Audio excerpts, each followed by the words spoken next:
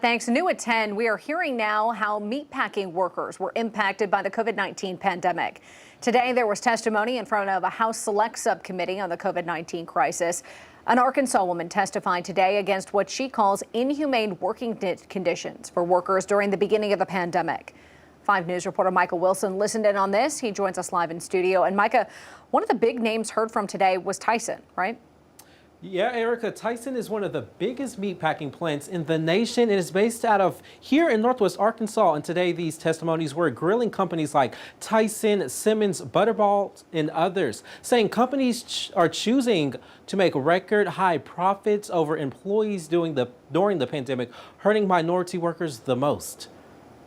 Poultry workers' lives, dignity, and humanity are more important than company profits. On Wednesday, witness testimonies were seasoned with many examples and reasons why 5 meatpacking companies were the cause of more than 60,000 COVID cases among employees and more than 250 deaths, 9,000 of those happening here in the natural state. Poultry workers should have never put in the position of choosing between their livelihoods and their lives. We should provide humane working conditions. Magali Licoli represents a poultry workers' rights organization here in Arkansas. She and other witnesses say in the early stages of the pandemic, workers were forced to work longer shifts in crowded and closed environments with no mask. If they took off from their job, even though they were sick, they would be fired. Witnesses say the meatpacking giants did not follow CDC guidelines for workers to quarantine if sick. The industry, in fact, incentivized sick workers to come back to work and kept exposed workers on the lines. These companies are treating the workers in the plants not much better than the animals that go through them. And when workers complained, witnesses say OSHA did nothing to protect them and gave the companies passes.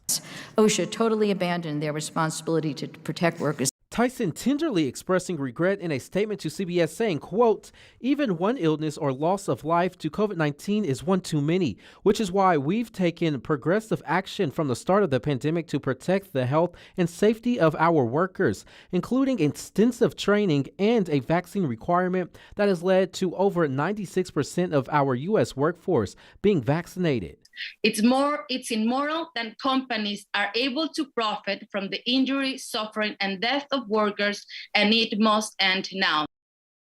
Funds of around $600 were allowed to go to these meatpacking workers as relief payments through Congress, and the subcommittee says they are continuing their investigation.